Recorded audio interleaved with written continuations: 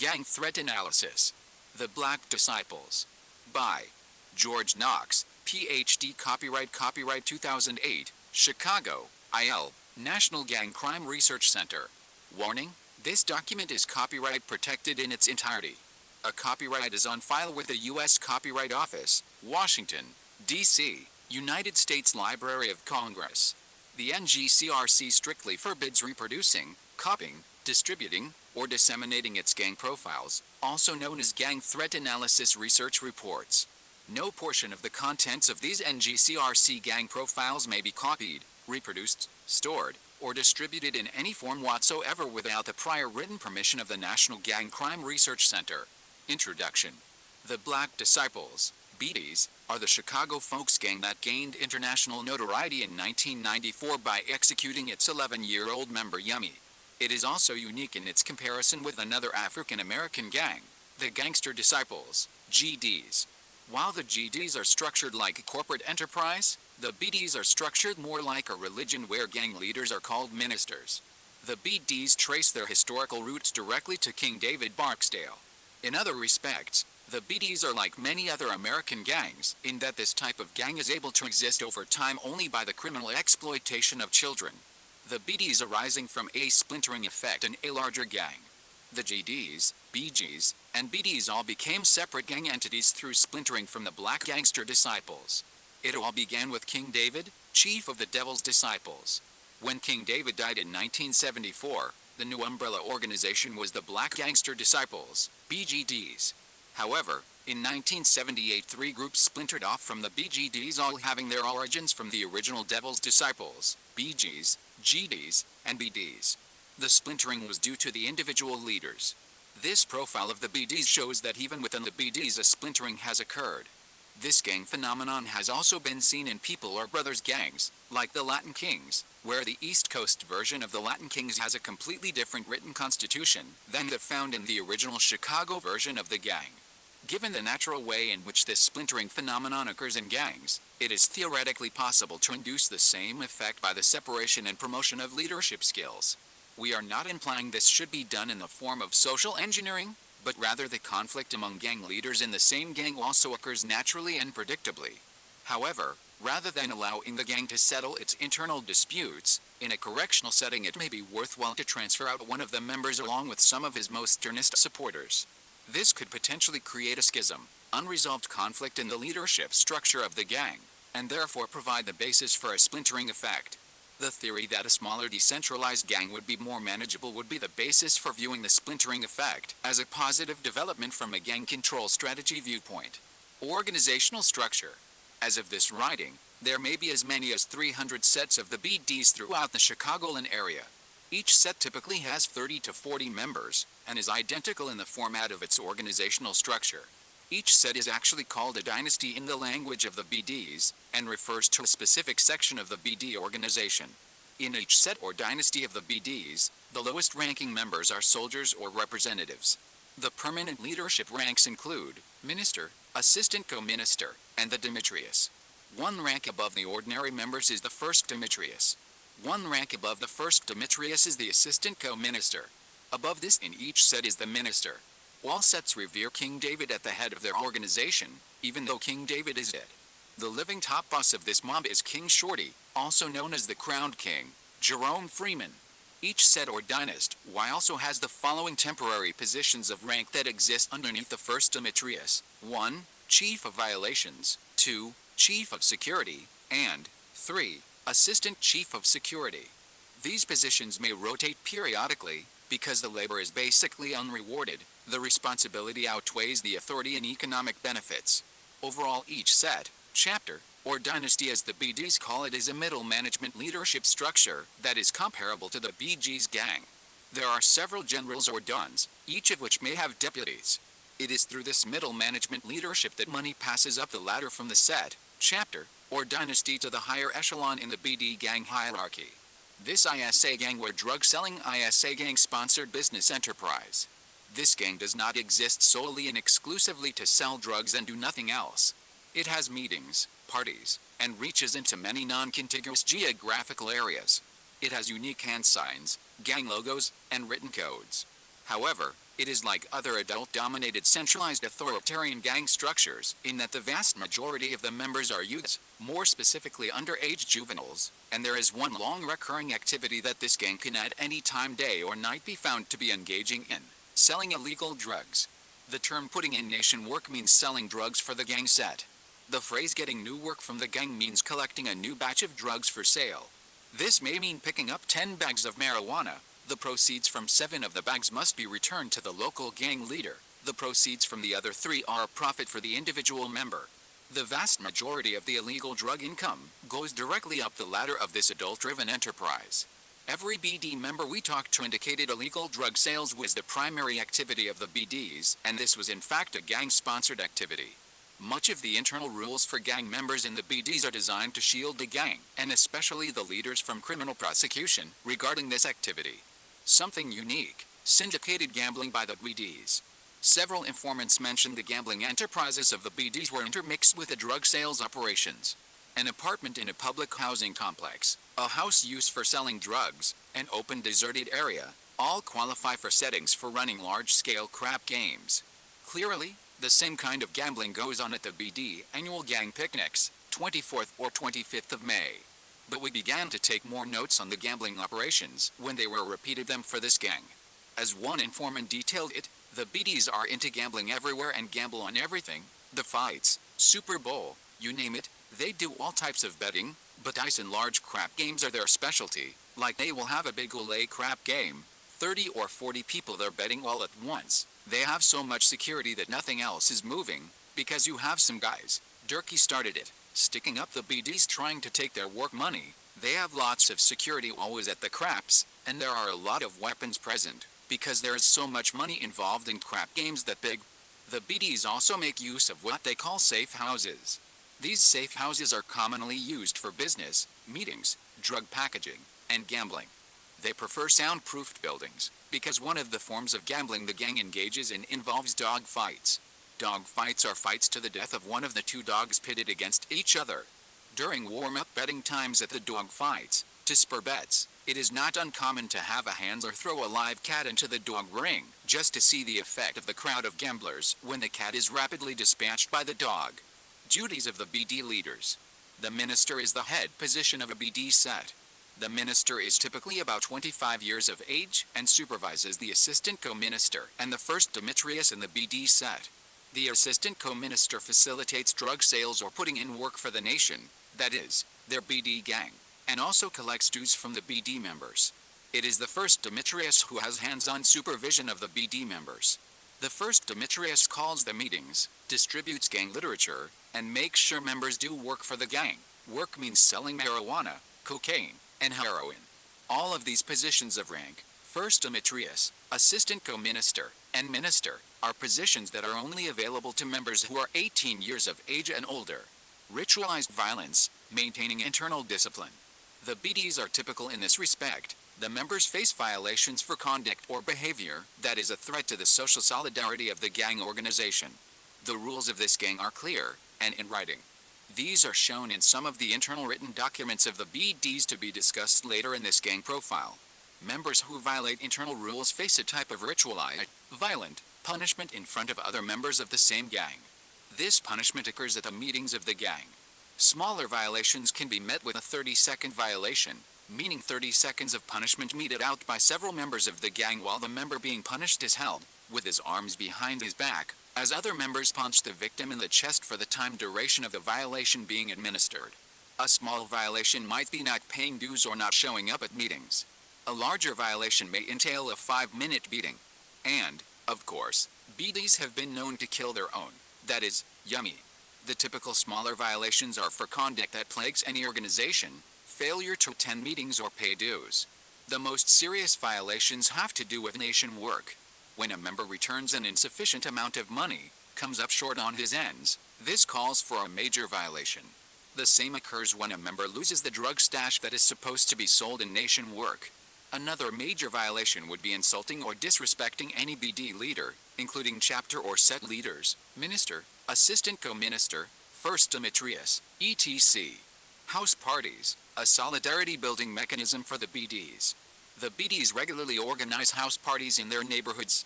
Members and non-members alike will pay a small amount such as $3 for admittance. Age is not a concern. Anyone may come to the house parties if they have the admittance fee. In the house parties, the BDs present establish the social status pecking order. Members with rank in the gang clearly stand out. Non-members take second seat to the BD members. It is therefore an opportunity to recruit new members to the BDs, as it affords a time for social interaction, drinking and smoking marijuana. With local BD leaders, it is also a solidarity-building mechanism for the gang. They are able to have their good time on a social basis where their membership counts for something. It is in this context of the house parties that the rules of the gang really come into play, particularly about disrespecting leaders or other members. Members are careful about the jokes and the expressions they use in their conversations and interactions with other members. They learn to be on guard socially. For example, they may want to express how they detest another member, but they really cannot do so, as it would call for a violation. House parties are also occasions to honor the birthdays of area BD leaders. A cake will be decorated with the BD gang symbols, honoring the birthday of the BD leader, which is also an occasion for taking Polaroid photographs. The NGCRC has obtained quite a collection of these over the years. The main gang symbols decorated on the birthday cake will be the six-pointed Star of David. Inside the star will be the III symbol. The III symbol is a key logo to the BDs. At the top of the Star of David will be King, and at the bottom of the Star David, to the left and right will be names of other important gang members, perhaps including some deceased and some active members who are honoring the gang leader with a cake. Hand signs, beware, these are not Boy Scouts. The BD hand sign looks similar to that used by the Boy Scouts. The hand sign for the BDs is to depress the thumb tip to cover the depressed little finger, leaving 3 extended fingers pointing upwards. Most use the right hand, but depending on the occasion or context, the left hand will also do. This is signifying the tray, the III sign. Another sign is the fists clenched, knuckles out, with right hand on top of the left hand in front of the body. In the BD hand sign, the 3 extended fingers are slightly separated, giving the III effect, also known as the tray sign to the BDs. A naive adult might mistake this sign for that used by Boy Scouts. Tattoos. Tattoos are common among the older BDs and among more hardcore younger members. The most common tattoo is a Star of David six-pointed star with the III, tray, symbol, or simply BDN, or BD, dot. Most of the juvenile members do not have the permanent tattoos. It would not be in the best interests of the BD gang to have its very young members with the tattoos, that way being easy to identify by the parents of the same children.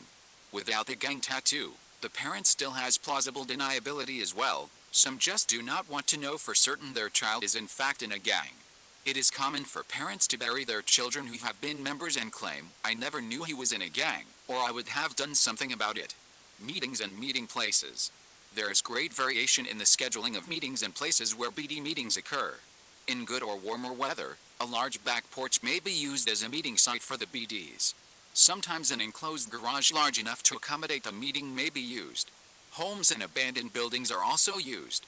The 2 most common items on the agenda of any BD meeting are violations and paying dues. The violations to members are dispensed at these meetings. Dues are also collected at meetings. Dues are typically $5 for a member, payable every time there is a meeting. It seems there is no fixed date for BD meetings. They are called by the set leaders on an as-needed basis. This averages about 2 meetings a month for a typical BD set. Going to meetings for the BD gang, perhaps as in other gangs, can be a time for fear for the gang members. One of the things they fear most is that they will be singled out by their own gang. Here is how one informant described the situation. When they have meetings, they call on someone to recite the prayer at random. Whoever they call upon better know the prayer from front to back by memory, because if they do not, they will be dealt with harshly. They will get a violation. The members have to know their gang literature. They regard it as sacred material. At the meetings, they put a religious meaning on it.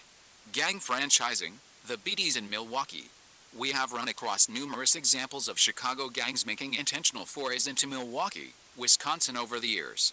If we were to believe the qualitative data from the book People and Folks, we would believe no such real Chicago connection exists.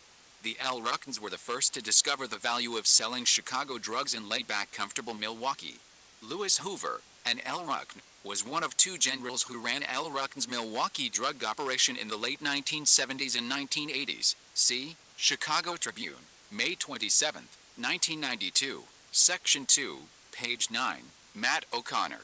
We have heard from several informants interviewed specifically for this BD profile that a BD chapter was intentionally formed in Milwaukee as well in the mid-1980s. As one BD informant described it, "We had plenty of BDs in Milwaukee. I stayed there half a summer in 1992. The way they got started is guys from Chicago went up there to sell drugs. It is a better environment for the drug scenery. You get your own strip, your own spot. That's your strip. You run that. It's like a McDonald's. How do you get a strip in Chicago? It's almost impossible. Everything is being used. The BD leaders have got it scouted out everywhere. So to open up your own operation in a place like Milwaukee, what you got to do is talk to the man in Stateville. He will give you the okay to open up this place. But without the word you cannot make a move. BDs are nationwide. It's a nationwide thing." The Yummy story. The 4 feet 6 inches, 86-pound 11-year-old Robert Yummy Sandifer brought unwanted international attention to the BD gang in late August and early September 1994. Yummy belonged to the BD set called the 8 Balls because this particular set of BDs was geographically located at 108th Street. Yummy was not a Pee-wee, nor simply an associate. He was a BD member. Yummy got his name Yummy because he liked cookies so much. By the time Yummy reached the ripe old age of 11, when he would be executed by his own gang, he had already accumulated a record that included 12 felony arrests. His set of the gang sent Yummy out to shoot at some GDs. His gang chief gave Yummy a 9mm semi-automatic pistol. The result was predictably tragic. Yummy did fire the weapon and was able to wound 2 members of the GDs. However, a stray round from the gun fired by Yummy ended up killing a non-gang member, a 14-year-old girl named Siobhan Dean, who was simply an innocent bystander. Chicago was outraged and horrified at this event. Yummy hid and went back to the 8 Balls. Then members from an adjoining BD set, Edbrook, executed Yummy, shooting him in the back of the head with a .25 caliber semi-automatic handgun. The geographical grid of Chicago is used to give each set of the BDs its distinct name. Yummy belonged to the 8 Ball set of the BDs. This set is still based at 108th Street and Perry in Chicago. The set whose members actually killed Yummy is located at 107th and Edbrook, called the Edbrook set. Another nearby set includes Dirty Perry, the BD set at 107th and Perry. 2 youths, both BDs, were arrested for killing Yummy, Derek Hardaway, 14, and his brother Craig Hardaway, 16. Both told police their gang leader directed them to get rid of Yummy. Their gang leader had provided them with a cart to transport Yummy in, the ruse being that they would take Yummy away from Chicago. Female involvement. Female involvement in the BDs fits the pattern of the chivalry hypothesis. Sisters can be full-fledged members, but are unlikely to rise to prominence in the male-dominated authoritarian cult-like organization. In some sets, up to 30% of the members are females.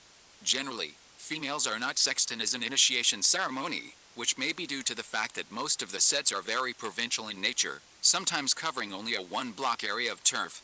Leadership positions are, in theory, open to women. However, no women are known to have had major positions in the BDs over a long period of time.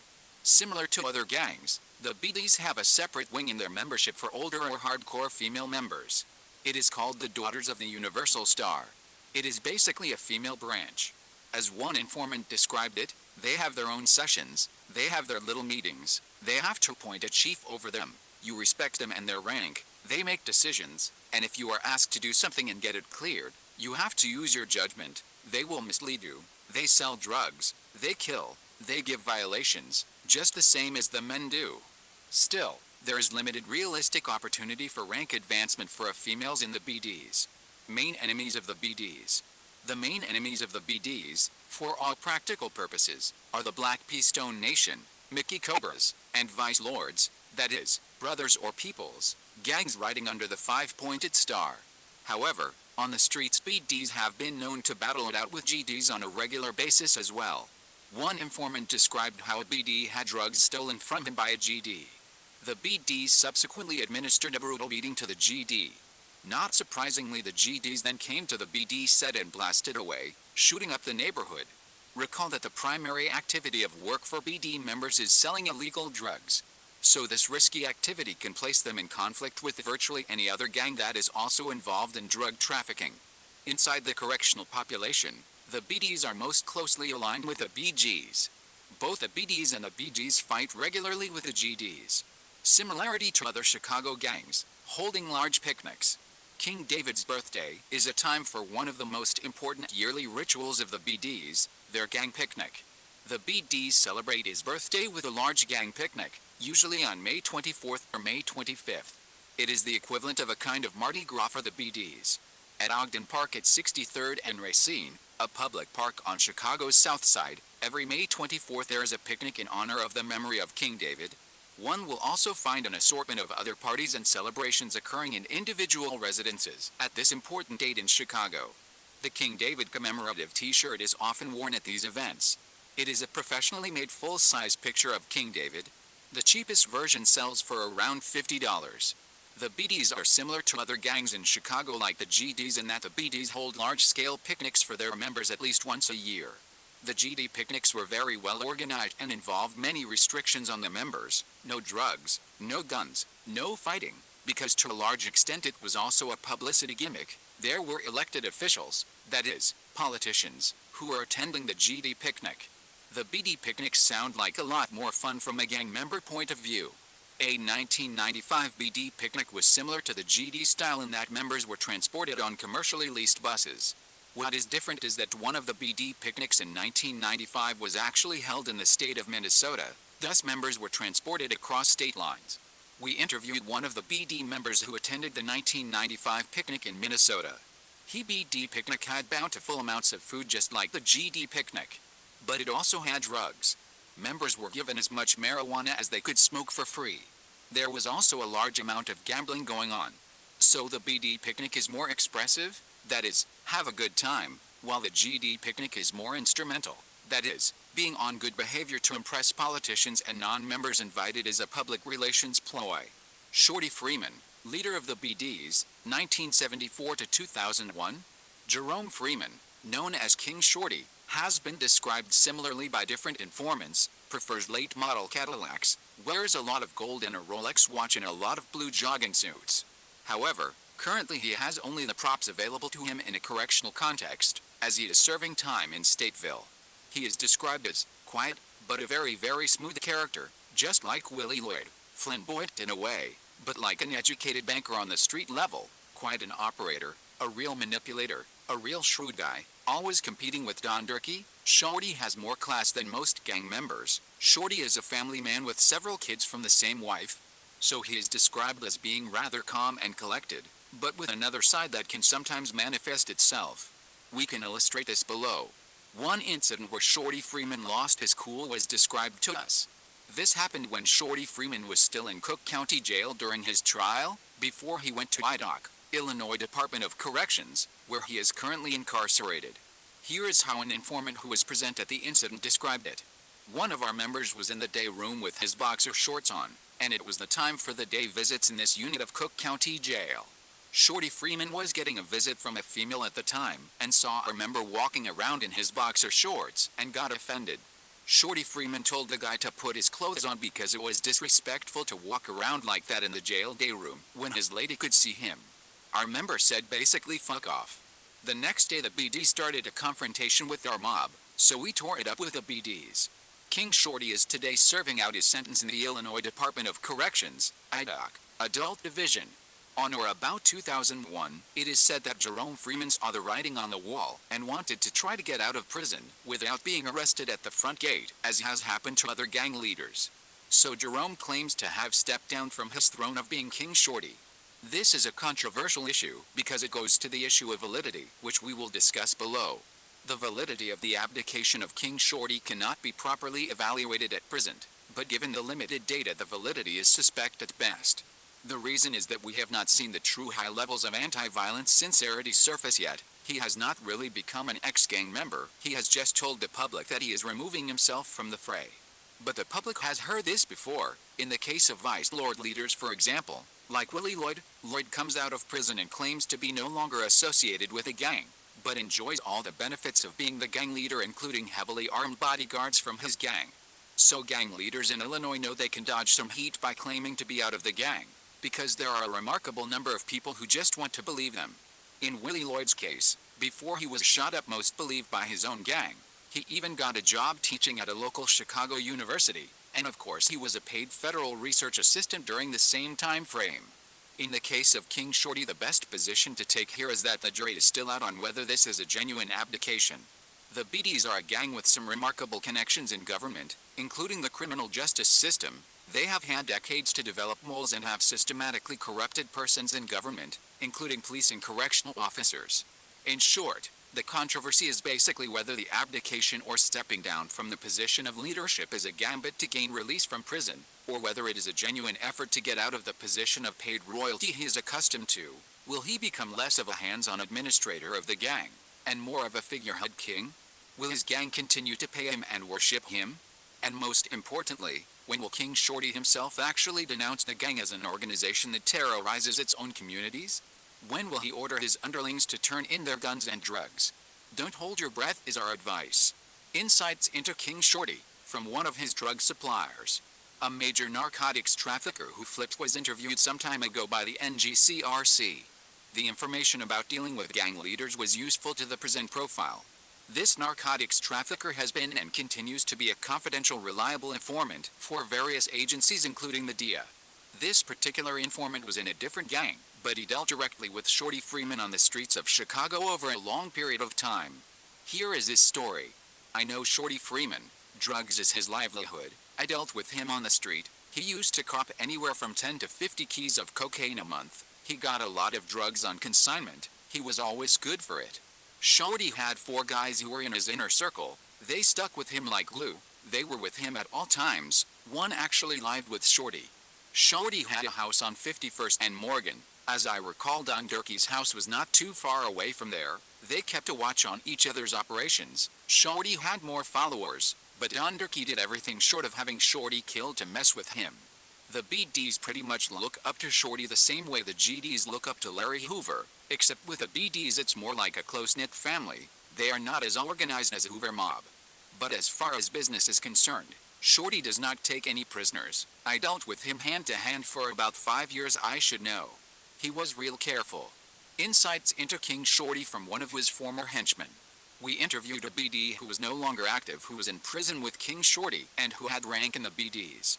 This informant described his impressions of Shorty Freeman, and they are largely consistent with the previous information. Shorty treated me with respect. He is a real quiet guy. He does not front himself a lot, but you do not know what his moves are. He is very secretive. The informant continued that what he liked about the BDs was they were about business, but he also liked the parties and the money-making opportunities in the gang. He also described that King Shorty basically runs his gang remotely from behind bars, almost the same way that Larry Hoover administered the GDs. In Stateville he sits back and lives like a king. Inside he is treated like he is on the outside. He dresses like he is on the outside, wearing clothes most inmates cannot have. He wears a lot of jewelry inmates cannot have. And he has cash money on him that no inmate is supposed to have. And he has it with him on his possession at all times, like he is on the street. He has guys on security with him wherever he walks. He is never alone. In prison the way he runs it, it's just like Hoover runs it. They have their gatherings. Most of the time they go to church. They use church as a shield. Protestant church. You can't be in no big crowd because of prison rules. Except in church. They spread the word among themselves in small groups when they meet in church. Several informants described how King Shorty seems to have a full-time job as an inmate with constant time in the visiting room of Stateville. This is how he sends his orders to the streets, through his emissaries.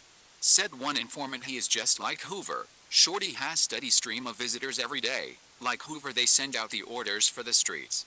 Don Durkee, the splinter group phenomenon in the BDs. Don Durkee is a BD, and according to one informant he's got his own crew. Don Durkee used to be a real character. He started an ugly riot in Division 1 at Cook County Jail. Don is a lot older than Shorty. Don Durkee started a chapter in Milwaukee, Wisconsin in the early 1980s. Thus, the Don Durkee faction of the BDs appears to be a renegade faction within the BDs. However, there is no doubt about the fact that Shorty Freeman is the acknowledged leader of most factions of the BDs. It is obvious as well from different sources that there is a strained relationship between Shorty Freeman and Don Durkee. The best way to describe the renegade gang leader Don Durkee is that while the BDs have a kind of religious structure to their gang, Don Durkee's faction splintered off like a separate sect using the same type of gang gospel, just on a smaller scale. The initiation ceremony, trays on the head of children. The initiation ceremony for new members who are becoming BDs is a relatively simple procedure. The members are not required to engage in a violent crime to show their commitment to the gang. The members are not beaten to test their physical ability to withstand pain. The members simply recite the gang prayer, and afterwards, the other members present at the meeting put the trays on the head of the inductee. Trays on the head is the expression describing when the BD member places the 3 fingers of the right hand, the BD gang hand sign, on the head of the initiate. During the initiation ceremony, several members present will place their 3-finger gang hand sign to touch the head of the new member as a blessing.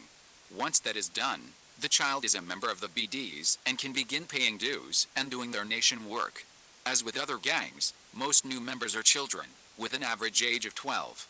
They have about 6 years of nation work, that is, selling drugs for the gang, before they are eligible to hold any official position of rank in the gang organization of the BDs. If they are fortunate to live that long, then they typically have accumulated a juvenile arrest record that hardens and prepares them for an adult criminal career. Leaving the BDs, not hard unless caught disrespecting other BDs. A member of the BDs can leave the BD gang with relative ease, that is compared to other gangs where it is blood in, blood out. Leaving simply involves an agreement not to join any other gang in the future. Leaving should have a justification, taking a job, going back to school, family problems, etc. That is any legitimate face-saving excuse to sever ties to the gang. Under these optimal conditions, the gang member attends the last meeting, the member invokes the prayer and becomes instantly inactive in membership status. However, sometimes when it is known a member is trying to get out, other members will provoke a conflict. If the member trying to get out of the gang, and through either provocation or natural inclination, makes a verbal insult to any other member of the same gang, then the exit ceremony comes with a violation. The member must endure a ritual physical beating in addition to the other requirements. The grip the gang has on its members is very strong and cult-like. The same members reside in the same small geographical area, typically a 1-block area. They are in constant daily contact with each other in this environment. It is therefore very hard not to associate with the same gang members, even after leaving the gang. Such inactive members cannot use any gang signs or associate with any gang members, and are expected not to reveal the nation secrets of the BDs. A child literally needs to go on house lockdown status to avoid daily contact with these other gang members. And even this is of limited value when contact arises at school or in routine activities, that is, meeting at the neighborhood store, fast food place, etc. Similar to some other gangs, at age 35 one can retire from active status in the BDs to inactive status. What benefit does the BD type of gang provide the neighborhood in which IT resides? Mostly, it provides a subcultural economic benefit, a reliable ongoing continual source of illicit drugs for casual drug users who may also reside in the same neighborhood, work there, or routinely visit there. The BD gang provides the drugs of choice, marijuana and cocaine on the south side, add heroin to the list on the west side. For the casual drug-abusing customers of the gang, they may feel protected in this community setting. The nature of their contact to the drug supply is friendly and courteous. They never worry about being ripped off or sold bad drugs. They are satisfied customers. If they live in the same area, the reciprocal ties that develop help to ensure that the gang does not steal their car parts or harass them. In fact, quite the obverse, they may, in the spirit of modern drug pushing, protect their customers. The gang resides in the same area where it does its drug business. The community sees these children on the street and knows they are local boys. The community rarely sees the concealed weapons. When the community hears the routine gunshots, the same community wants to believe this was from outsiders. News flash, no community anywhere in the world wants to believe its own members are responsible for any of its own problems. Thus, the local rumor mill always helps the local gang. The gunshots were outsiders, but fortunately the local gang was there to protect the hood from invading outsiders. Thus, the myth persists that gangs have a pro-social function to protect the neighborhood. The gang protects its business only. The gang's business is drug sales. The inside story on the King of Kings, King David. A strong ongoing interest of the National Gang Crime Research Center focuses on historical details about gangs and gang members, particularly the impact of gangs. We maintain a long list of these issues that are yet to be resolved, including the need for interviewers to interview historical figures in the field. We have still not been able, for example, to interview the famous Reverend Fry regarding some issues of the long-term impact of assisting Jeff Fort's early gang career. We are pleased, in this gang profile, to be able to disclose a good number of previously unknown, very factual details about what may be one of the most famous gang leaders in the United States, that is, the famous King David. We are not able to disclose the sources of the data, as a book is now in progress about this same issue. King David was really Donai's David Barksdale, born May 24, 1947, the seventh child of Charlie and Virginia Barksdale. David Barksdale died on September 2, 1974 at the age of 27, from kidney failure as a result of a rival gang gunshot injury sustained 4 years earlier. He was buried in Restvale Cemetery. David Barksdale was born in Salis, Mississippi. He came to Chicago when his parents, Charlie and Virginia, moved to Chicago in 1957. He did visit his grandfather, John Robbie, in Mississippi, but is not known to have done much other travel over his short lifespan. The funeral for David Barksdale was at the Golden Gate Funeral Home, 2036 West 79th Street, Chicago. Officiating at the funeral and delivering the eulogy was an Elder J. Jackson. The funeral director was Bro E. Edwards. The MC was Glory Watson. The obituary was by John Taylor. There were 2 solos, one by Charlene Dawson and one by Bob Hudson. At the time of his death, David Barksdale was survived by his wife, Yvonne Cookie Barksdale, 3 children, David Jr., then age 4, and twins Melinda and Ronald, then aged 17 months, 13 brothers and sisters and a great many relatives and friends. The wife of David Barksdale died on Saturday, June 24, 1978. Yvonne Barksdale was born on December 17, 1948 in Chicago, Illinois. Her parents were James and Rose Yarber. Yvonne attended Kershaw Elementary School and Englewood High School. She married David Barksdale and they had 3 children, David Jr., Melinda, and Ronnie. At the time of her death she was engaged to be married to Lee Falker, and they were parents of a son, Derek, 3 months old. Yvonne was survived by her mother, fiancé, 4 children, 4 brothers, and many friends and relatives. She is buried at the Arcairwood Cemetery. The funeral was held at the Stonecrest Funeral Home, 2122 West 79th Street, Chicago. The rap sheet of King David. If someone were to read the rap sheet of David Barksdale, they would have no idea this was someone as powerful as he was, or as notorious as he is made out to be, as a historical figure in the world of Chicago gangs. We are reviewing the Chicago Police Department rap sheet here. The rap sheet of King David never once lists his full and correct name, that is, Donai's David Barksdale. This is not uncommon. Arrestees often may give names other than their own as the reason. So the official rap sheet maintained by the Chicago Police Department, IR number 101573, is for David Jones. But it is really David Barksdale. There are no felony convictions in this rap sheet. There are a number of what might be considered minor offenses, and typical gang member offenses, disorderly conduct, mob action, etc.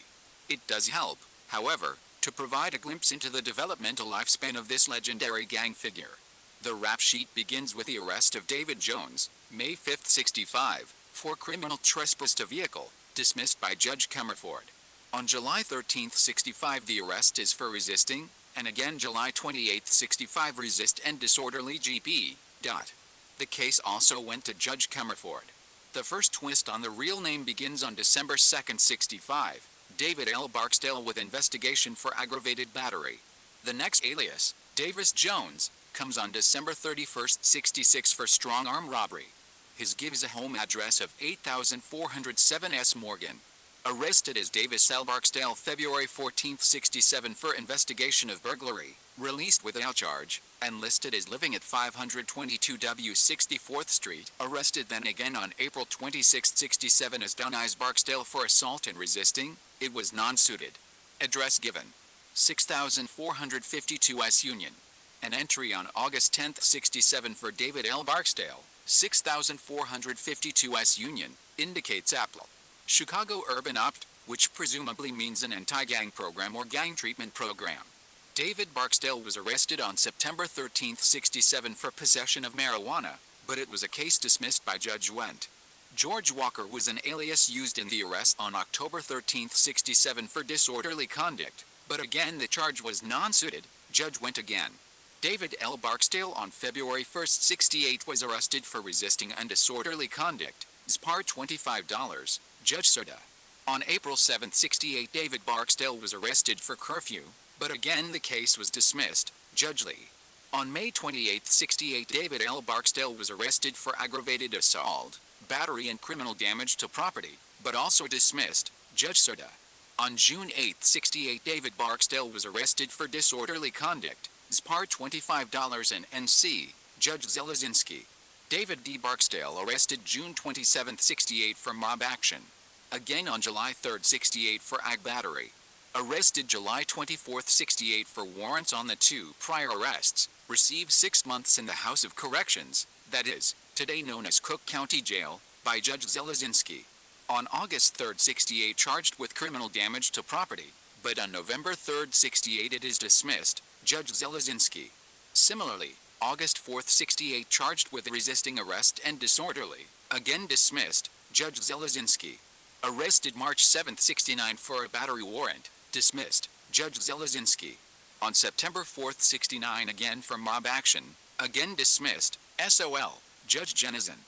Arrested August 14, 69 for unlawful use of weapon and defacing ID, dismissed. Judge Mooney. Arrested January 15, 70 for intimidation, dismissed. SOL. Judge Heckinger. David Lee Barksdale arrested for resisting arrest on May 7, 70, discharged on March 10, 71. Judge Jenison. Arrested September 4, 70 for mob action, held to the grand jury. Judge Dunn. He is indicted for mob action by the grand jury.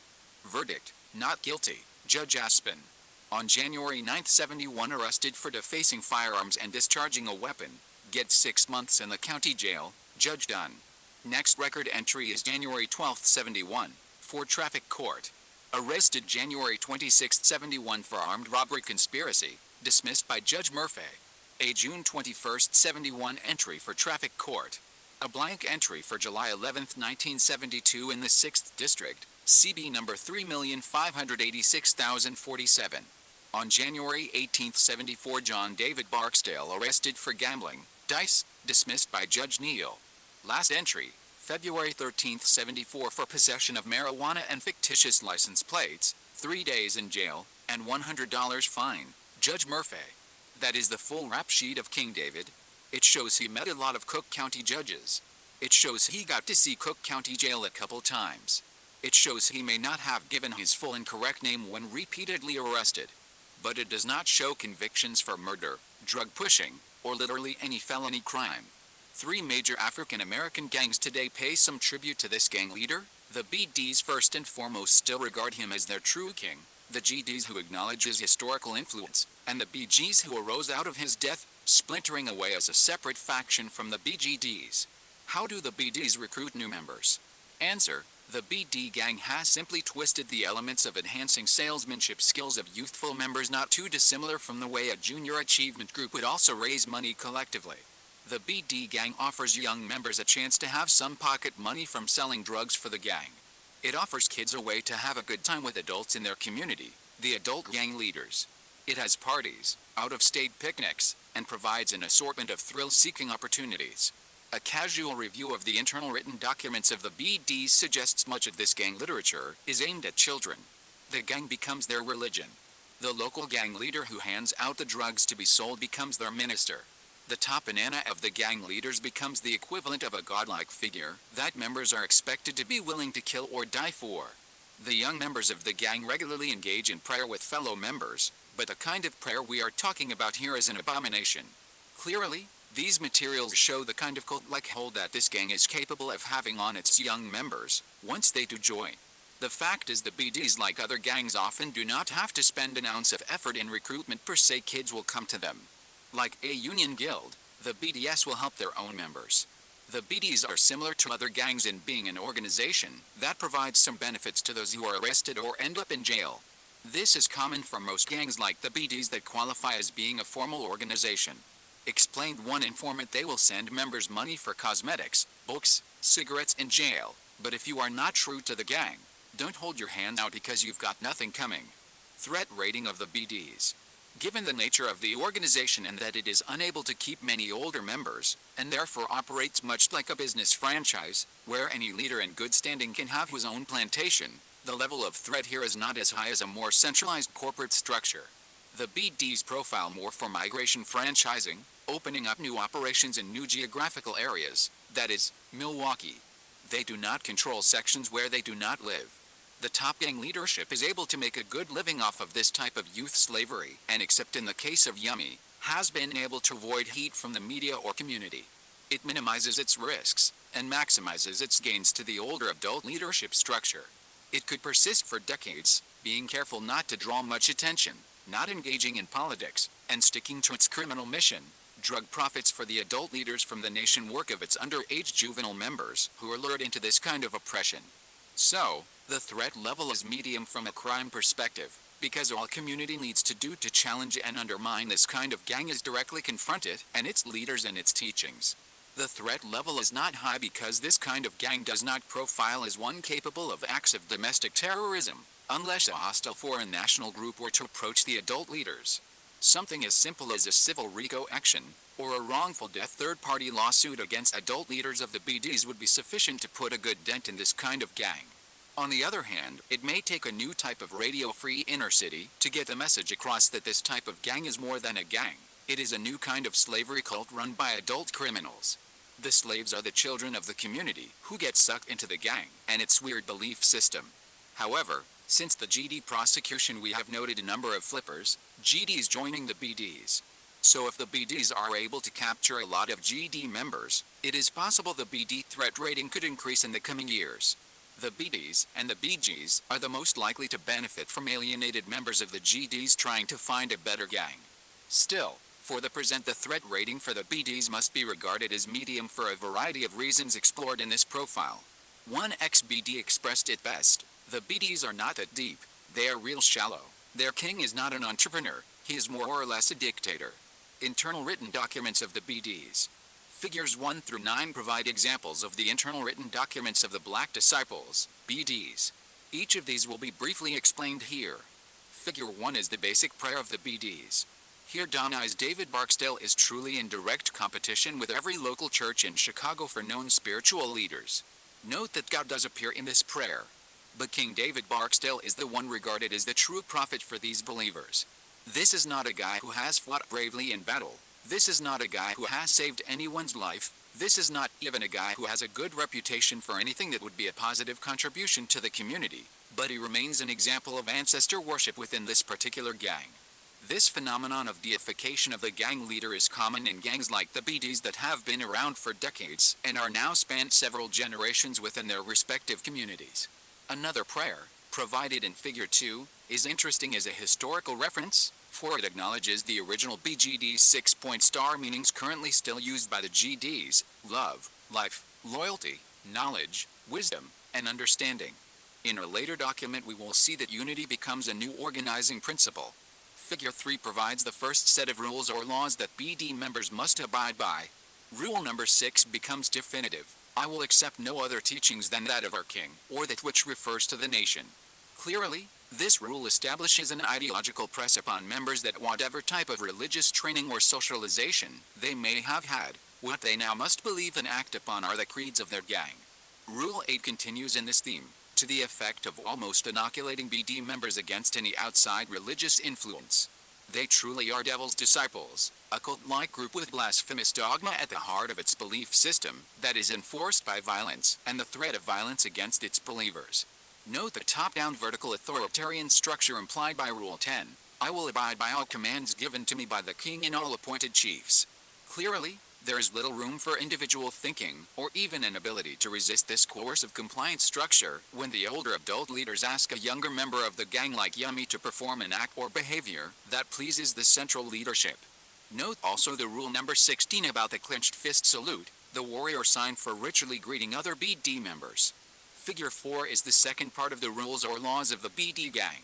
In some versions of this internal written document of the gang, the word soldier has been translated to member. Soldier was the original version. This is interesting as a psychological mechanism. For the first part of the rules, Figure 3, may not seem too bad for a potential new recruit to the BD gang being courted or lured into the gang. However, once initiated, the member will find out there is another set of rules, those in Figure 4. The rules in Figure 4 are centered around protecting the gang leaders from criminal prosecution. This second set of rules requires silence on the criminal drug operations of the gang, or any other nation business, and specifically lays out rules about exposing the gang leaders to unnecessary risk. We interviewed a retired member of the BDs who knew King Shorty personally. He was now in a drug program, in his late 30s, and had spent about 15 years in the BDs. The highest rank he achieved was that of a chief of violations, a kind of temporary rank that is more service than power. This informant indicated these rules are taken literally by the members. Even the rule about prostitution, if you get caught with a sister of the gang hoeing, that is going to bring you some punishment. You cannot use your sisters like that in the BDs. The same informant described the importance of Rule 7 on protecting or shielding the crowned king, King Shorty. If we pull up on the set, and the king was in a building upstairs, you cannot tell anyone the king is there in an apartment. When we go to a funeral, there will be a lot of guys just surrounding the king, so many that you will not see him. He went on to describe a funeral in 1984 where 600 or 700 members attended. Figure 5 is internal propaganda designed to enhance the social solidarity of members and give them their unique gang identity and belief system. Thus, Figure 5 gives literal meaning to the gang symbols used by the BDs. A photograph of the actual layout of a BD banner using all of these symbols is provided. Photograph number 1, for reference purposes. This banner, and a host of other artifacts used by the gang are a part of the National Gang Cultural Artifact Exhibit, which includes such materials from a large number of major gangs in the USA, that is maintained by the NGCRC for training purposes. Figure 6 is an introductory lesson for BD members, basic essential items of indoctrination they must commit to memory. Figure 7 is another brainwashing component in the BD curriculum of youth socialization. Note that here we see unity added as one of the principles of the six-pointed star, while the original BGD item of wisdom disappears from the map. No one in this organization in their right mind would challenge the fact that earlier documents include wisdom, but apparently this item is lost in more updated documents. To question this obvious inconsistency would be tantamount to treason against the BD leaders. Clearly, a typical BD member with any ability to discern such factors would obviously also have to develop a strong sense of being able to survive in a situation of ambiguity and dissonance. Figure 8 begins to show us how in the pseudo-biblical language used by the gang leaders to make demands on BD gang members, that this is truly a criminal cult organization, where the continuity of the gang is predicated on its ability to underage juvenile manipulate members along a spiritual dimension that allows the members to engage in moral neutralization. That is, an adult-sponsored justification for their criminal behavior. Note the language of thou shalt in these commandments. Here young children with unknown levels of religious training are getting new homework, things they really must study, or they will be physically punished by their own gang, and they will not dare report it to anyone outside of the gang. This new homework makes the gang leader the new God, and some gang henchmen who wrote the material the real Moses imparting the 10 Commandments. This is more than a put-on. Young children like Yummy are routinely being killed over this kind of new modern gang criminal cult-style organization. It should be patently obvious to us all that the last person to probably ever see this kind of material is the local church or religious institution and its legitimate spiritual leaders in the same community. Religious leaders in America who have worked with gangs to sponsor their events, activities, and public relations functions are going to have to come to grips with this kind of evidence. This kind of gang is not going to be co-opted. Finally, Figure 9 provides the equivalent of a daily scripture or a daily prayer to reinforce the identity and commitment to the adult-driven criminal gang leader. Whatever the gang leader says is what goes. We see in none of these internal documents anything that spells out in great detail what the teachings are of the crowned King Shorty. Apparently his will is the gospel. Churches in inner-city areas like those affected by the presence of gang organizations, like the BDs, need no longer speculate about why they are having difficulty attracting younger persons to worship in their religious institutions. The message should be very clear from this gang profile, that gangs like the BDs have been competing for years with churches for the control of the minds, bodies, and souls of inner-city children. U.S. federal prosecution efforts against the BDs. In 1998, a number of BD leaders were arrested for federal charges. Some of them, like Robert Allen Jr. and Charles Jackson, agreed to cooperate with federal authorities.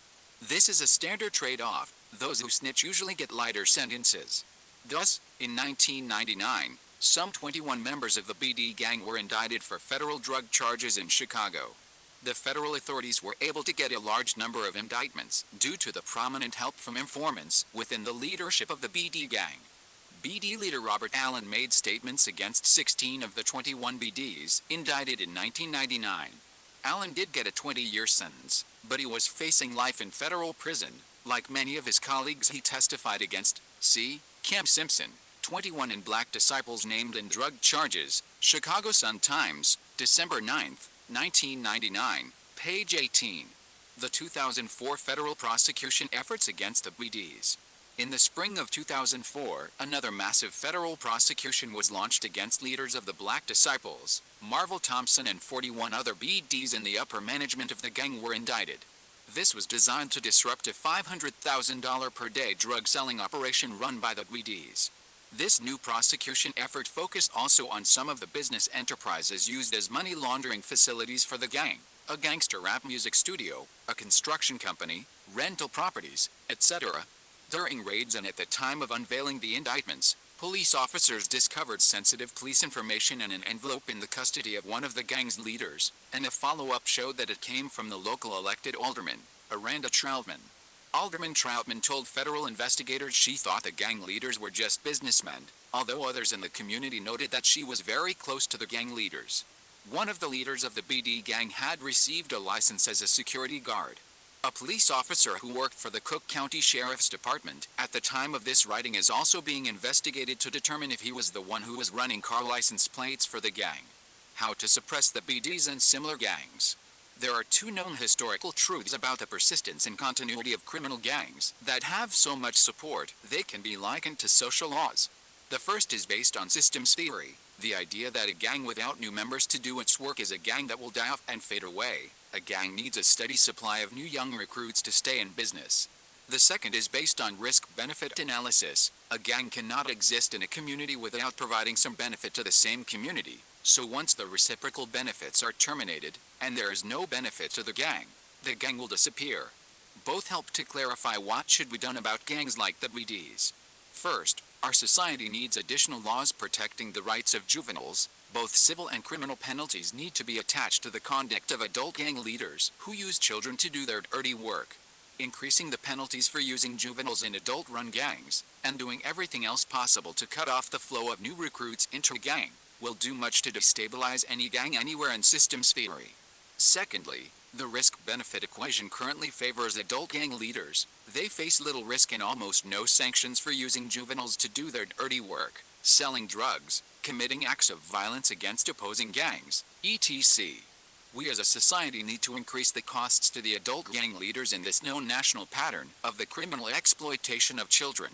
We need to also eliminate any social benefits the gang claims to provide a community: involvement in voter registration, involvement in publicly funded services. Anything that appears to give the gang legitimacy erodes the power of the community to fight back against the gangs. Some leaders in Chicago and elsewhere still have not figured this out. Third, educating clergy, civic leaders, and parents about gang profiles like the BDs may help them recognize that the gang is not a benefit to the community, nor is it a benign social force that can be turned into good. It is, plain and simple, a criminal organization. What we have in America today is a legal lag. Gangs have continued over time, outpacing the ability of American policymakers to pass legislation to control their operations. In other words, due to the inaction of policymakers, modern American gangs like the BDs continue with business as usual and are able to flagrantly manipulate the system to their own benefit. Figure 1. Black Disciples Prayer. Let us open up this prayer with a lot of love to King of all kings, King David, our crowned king, King Shorty, and all righteous black disciples of the world. We are stronger together, we are stronger together, my love and yours forever. We are as one. King David said that as must be done. God put the stars in the sky, and with a reflection they shine. Yes, said King David, we must combine body, souls, and minds, with a D's love for now and all times. Figure 2. Love. Almighty Black Disciple Nation. Once the D's thing was just an idea until King David said it's time to bring it here. Just like everything else, it had to begin, but the Black Disciple Nation will never end. Love, life, and loyalty will get it all started, but without wisdom, knowledge, and understanding it will soon be departed. The six-pointed star will connect them all together, since it is the star of King David that will make it all last forever. Being able to use 360 degrees of pure knowledge in any situation means nothing is impossible for the Black Disciple Nation. By using the knowledge of the six-pointed star means we can better our situation no matter where we are, whether behind these walls, out there on the streets doing our own thing. The Black Disciple Nation shall remain the same. Let us give thanks. I am what I am, a Black Disciple, and that I ain't I will never be. We are going to close this prayer with a lot of love to King of all kings, King David, our crowned king, King Shorty, and all righteous Black disciples of the world. Figure 3. Almighty Black Disciple Nation. Universal Code of Laws. Part A. 1. I solemnly swear to never disrespect the king or any member of the Black Disciple Nation. 2. I will not tolerate anyone scandalizing the name of the Black Disciple Nation. 3. I will sacrifice my life for the nation's causes. 4. I will love, respect, and honor every member of the nation as I so love, respect, and honor myself. 5. I will be of any assistance to any member of the nation in any problems or difficulties that he have, be it physically or mentally. 6. I will accept no other teachings than that of our king, or that which refers to the nation. 7. I will not tolerate anyone, even a Black disciple, to misrepresent or disrespect our appraisal emblem or flag. 8. I pledge my soul, heart, love and spirit to the Black Disciple Nation, and will be a part of it, even in death. 9. I will not affiliate myself with our opposition. 10. I will abide by all commands given to me by the king and all appointed chiefs. 11. I will not tolerate the criticizing or abusive sayings of those who are not Black disciple. 12. I will not tolerate anyone criticizing the king or any righteous member of the Black Disciple Nation. 13. I will ask and accept the same penalty that any Black disciple is given for my transgression against the nation's laws. 14. I will not fight or mistreat any nation member unless told to do so otherwise. 15. I will not fight against any member of the Black Disciple Nation, and will not stand to see any member of the Black Disciple Nation fight among themselves. 16. I will greet and salute any member of the Black Disciple Nation with the crossing of the clenched fist, the warrior's sign, whenever and wherever I see any Black disciple. Figure 4. Almighty Black Disciple Nation. Universal Code of Laws Part II. 1. All soldiers must share and respect a code of silence. Loyalty to friends inside the nation also becomes a part of that code, and the two, silence and loyalty, join to establish the soldiers as insiders and everyone else as outsiders. 2. Family disrespect cannot and will not be tolerated either toward each other or family members of his fellow soldiers. 3. No soldier shall encourage the use of drugs to any soldier or family members of his fellow soldiers. 4. No soldier shall consume any addictive drugs. 5. No soldier shall encourage prostitution from the women in their families or families of fellow soldiers. 6. No soldier shall point out, refer or introduce any fellow member to an outsider without first screening and checking into the background of that outside person. 7. At no time shall a soldier shall point out, refer, or introduce any outsider to the king, or any of the places the king might be without permission from the proper chain of command. 8. No soldier shall bring inside the nation new members without a screening and an observation period and the approval of an evaluation report by the top of the chain of command. 9. All soldiers, regardless of rank or position, must strive to help each other and not to compete with each other. Figure 5. May the Star of David watch over us all as disciples. Black Disciples Nation. This emblem stand as flag for the Black Disciple Nation. 1. The heart represents the love we have for our nation. 2. The crown represents our nation's crowned king, King Shorty. 3. The six-pointed star of King David represents what our nation is based on. 4. The sword represents life and death in our nation, life and the survival of the nation at all cost, but death before dishonor. 5. The devil's pitchforks represents our nation's powers and our struggle to overcome the oppression we are under. 6. The horns represents our nation's determination to overcome all obstacles. 7. The devil's tail represents the oppression that blacks, Latinos, and third world people live under and is not a white issue. 8. The flame represents our nation's eternal philosophy of self-help. 9. The insignia 78 represents the year of our nation's new day of teachings and inspiration. Figure 6. The six-pointed star in our colors. The Star of King David is our nation's symbol. It has 6 points, and each point of the star stands for love, life, loyalty, unity, knowledge, and understanding. The disciples' colors are red, black, and blue. Red is for the bloodshed of our nation. Black stands for all black people. Blue is for the heavenly sky which blesses all disciples. True blue also represents the love we share, which is as deep as the deep blue sea. Figure 7. The 6 points and their meanings. 1. Love. Love of the nation is greater than mere love alone, because we have a brotherhood in which love is as deep as the deep blue sea. True blue love. 2. Life. Life commitment to the nation for the betterment of ourselves as well as the nation and each committed brother within the nation, and our nation's teachings, laws, creeds, symbols, philosophy and defense. 3. Loyalty, to yourself, and each committed brother of our nation. 4. Unity, collectively embraces all concepts, ideas, and actions that apply to our nation. Togetherness is essential in order for us to continue our survival. 5. Knowledge is insight, therefore it is priceless. It gives one the ability to apply rational judgment. Knowledge is the ability to have a conscious awareness, and knowledge gained and not passed along is wasted knowledge. 6. Understanding shows that we are able to communicate effectively, bringing about agreements and a positive state of mind. Repeat these 6 points, principles, until they are fully understood, because they apply to you, all, as black disciples. King Shorty is King. And long live the King. BD Loyalty. Figure 8. Almighty Black Disciple Nation's 10 Commandments. 1. Thou shalt love the nation with all thy heart, soul and spirit. 2. Thou shalt teach the warriors of thy nation diligently and shalt talk with, advise them, and in the event that some go astray, thou shalt be there to understand and restore in them the determination of a true disciple. 3. Thou shalt bind them together in unity and love, and they shall be as true as one that will never be divided. 4. Thou shalt make it known in the streets, jails and penitentiaries that this black disciple nation is indestructible. 5. It shall be that when we have fully accepted the teachings of our deceased King David and our crowned king, King Shorty, then and only then shall we acquire the riches that is rightfully ours as disciples in the armor of blue. 6. For the nation is full of good things that thou hast brought us into, therefore, we can never fail but shall prosper at all cost. 7. Beware lest we forget the teachings of the King that brought us into awareness of this black disciple nation. 8. Thou shalt feel the warmth of this black disciple nation, and serve the King and swear by the power of his name, which he has invested in the nation. 9.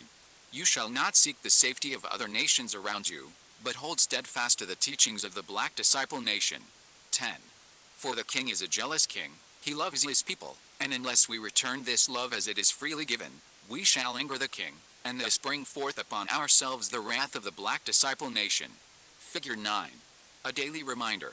What it mean to truly be a disciple. I am what I am, a black disciple, and that I will never be.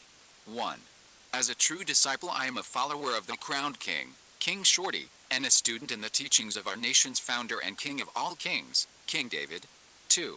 I shall strive and succeed in showing myself to be disciplined in my actions and thoughts, reflecting to the fullest of my ability and potential the 6 principles within the Star of David. 3. I shall seek to be mindful of the 10 commandments of our nation and the universal codes of law. 4. I shall do whatever is possible, or whatever is asked and required of me to support the leadership of our organization. 5. I shall especially be conscious of my environment, its elements and dangers therein, and shall secure myself and each righteous member of our organization from the dangers and pitfalls before us. 6. I shall remind myself and my brothers that we are stronger together, my love and yours forever. We are as one. King David said that it must be done. God put the stars in the sky, and with a reflection they shine. Yes, said King David, we must combine body, souls, and minds, with a D's love for now and all times. I vow this day to shine. Do you have any additional information you would like to share with the NGCRC about this gang or some other gang that deserves an NGCRC profile? If so, mail your material directly to the NGCRC. The NGCRC routinely updates its gang profiles, and an important source of information are readers like you, so if you have something useful to share, please mail it to us this way. Mail it and ship it by United States Postal Service to Gang Profile Threat Analysis Team, NGCRC, P.O. Box 990, Peotone, Illinois, 60468, 0990. You can do this and ask for full anonymity if you prefer. Click here to return to the main NGCRC page.